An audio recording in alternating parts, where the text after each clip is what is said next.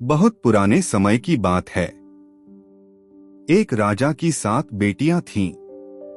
एक दिन उसने अपनी बेटियों को बुलाया और उनसे पूछा, मैं तुम्हें कैसा लगता हूँ? बड़ी बेटी ने कहा, आप मुझे मीठे लगते हैं। दूसरी से पूछा तो उसने भी यही उत्तर दिया। फिर तीसरी, चौथी, पांचवी और छठी से पूछा।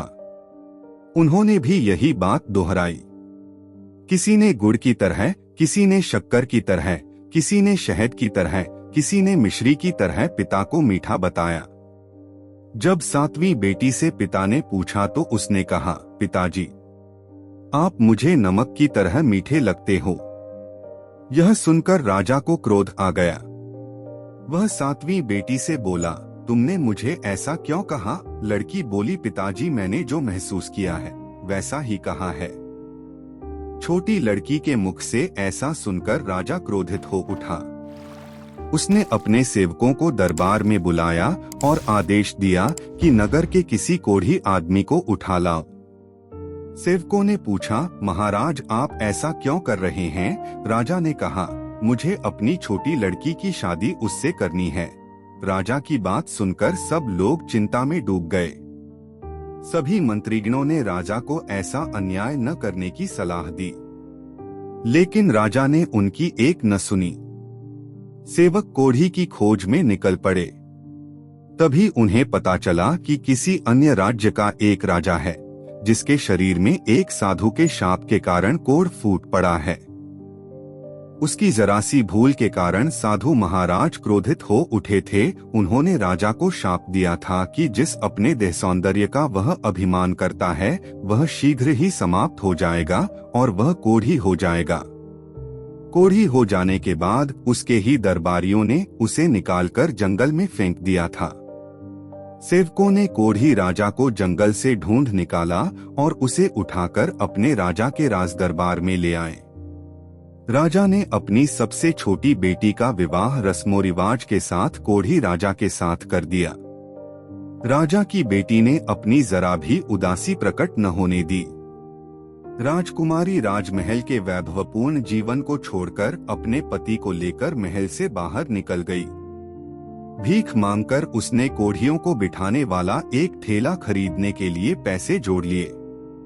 वह रोज उस ठेले में अपने पति को बिठाकर भीख मांगने जाया करती। एक दिन अपने कोढ़ी पति का कहा मानकर रानी उसे सरोवर के पास ठेले में बैठा छोड़कर भीख मांगने चली गई। कोढ़ी राजा ने देखा कि सरोवर में कुछ कौवे डुबकी लगा रहे हैं और हंस बनकर सरोवर से बाहर निकल रहे हैं। यह दृश्य देखकर वह हैरान हुआ। अचानक उसके दिमाग में एक विचार कौंधा और वह सोचने लगा, क्यों न मैं भी सरोवर में डुबकी लगाऊं। यदि कौवा हंस बनकर बाहर निकल सकता है तो मैं भी शायद पहले जैसा सुंदर नौजवान राजा बन जाऊं। फिर उसने सोचा कि यदि मैं सुंदर नौजवान युवक बनकर निकलूंगा तो मेरी पत्नी मुझे पहचानेगी नहीं।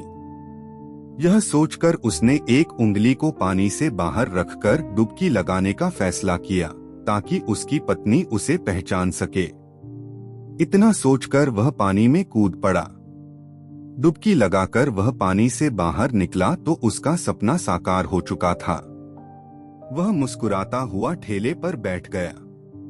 रानी जब काम से वापस आई तो उसने देखा कि उसके पति के स्थान पर एक सुंदर नौजवान ठेले पर बैठा हुआ उसकी ओर देखकर मुस्कुरा रहा है। उसके मन में ख्याल आया कि इस नौजवान ने उसके कोढ़ी पति को मार डाला है और अब उससे शादी करना चाहता है। यह सोचते ही उसकी आंखें क्रोध से लाल हो गईं। वह तुरंत उसके पास पहुंची और गुस्से में लाल पीली हो युवक से बोली, बता, मेरा पति कहाँ है? युवक ने कहा, मैं ही तेरा पति हूँ। परंतु वह न मानी और रोते हुए बोली, तुम मुझसे झूठ कह रहे हो। मेरा पति ही मेरा परमेश्वर है। मुझे किसी भ्रम में डालने की कोशिश न करो। मेरा पति मुझे लौटा दो। नौजवान युवक यह सब देखकर अपनी पत्नी के सच्चे प्रेम की मन ही मन सराहना करने लगा। उसने अपना हाथ, जो अब तक पीछे छुपा रखा था, सामने किया और अपनी वह उंगली दिखाई जिसमें कोढ़ का निशान अभी भी बाकी था। वह अपने पति को पहचान गई। इस चमत्कार को देखकर रानी के आश्चर्य तथा खुशी का ठिकाना न रहा। रानी ने हाथ जोड़कर प्रभु को धन्यवाद दिया। राजा अपनी रानी के साथ अपने राज्य में लौटा। समस्त प्रजा अपने स्वस्थ राजा को पाकर फूली न समाई।